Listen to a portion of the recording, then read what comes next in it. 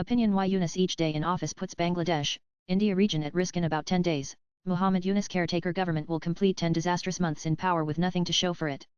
Bangladesh's democracy has been suspended, the economy is in collapse, and law and order have been on indefinite leave since mobs ousted Sheikh Hasina and celebrated it by waving their 76-year-old prime minister's bra. Highlights of the Yunuss government's tenure so far have been unleashing waves of genocidal terror against political opponents, setting free from prison several terrorists, including Ansarullah Bangla team chief Muhammad Jasimuddin Rahmani, giving Islamist groups like Jamaat, Hafazat, and Khilafat free play, allowing proscribed outfit Hizbut Tahrir's first public rally in Dhaka, making up ad hoc laws to stay in power, and bringing the economy to the point of breakdown. At a press conference on Sunday, top industrialists said Bangladesh's economy was a ticking time bomb.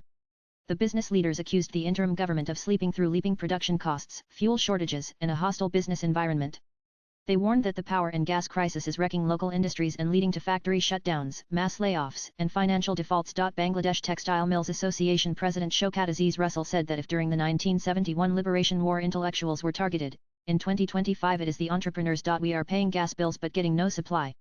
Factories are idle, yet we are pressured to repay loans, deal with soaring interest rates, and face government threats. Dhaka Tribune quoted him as saying, Bangladesh's economic collapse given its massive low-income workforce is enough to set the region in turmoil. To top it, Yunuss and his immature and greedy student advisors have facilitated growing jihadism and the Islamist takeover of institution after institution. If Yunuss and his current team continue in power, Bangladesh could slide into civil war with the right, or rather, wrong kind of push. Their current dispensation is solely interested in hanging on unelected for as long as possible and making appalling amounts of money while Bangladesh goes to the dogs.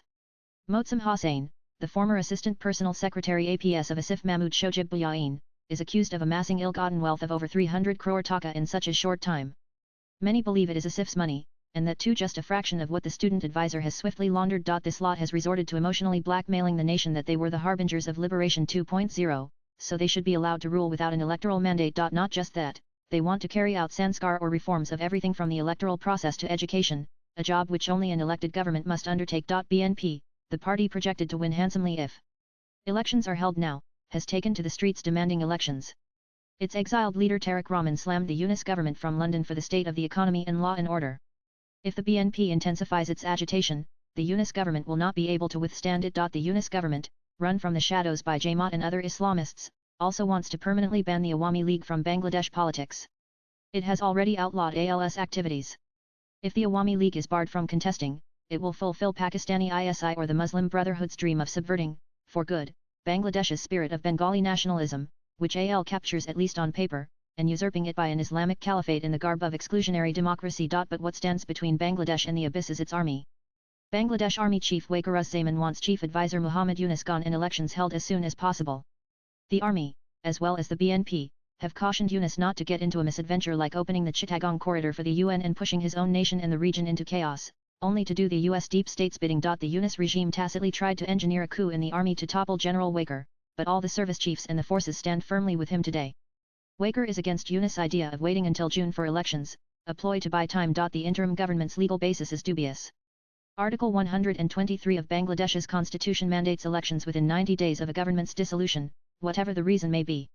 Using it, the army may instruct President Mohammad Shahabuddin to declare a state of emergency. During an emergency, the president could dissolve the interim government and declare immediate elections. Under Article 141A of the Bangladesh Constitution, the president can take on emergency powers if the constitutional machinery breaks down. Swipe left for next video. Given Yunuss and his advisors' willful dithering, that could be the only logical option left. Each day Yunuss and his band of boys who suffer from premature articulation are in power, peace in the region will be taking a few big steps away. Abhijit Majumdar is a senior journalist. Views expressed in the above piece are personal and solely those of the author. They do not necessarily reflect NEWS18's views. Latest blogs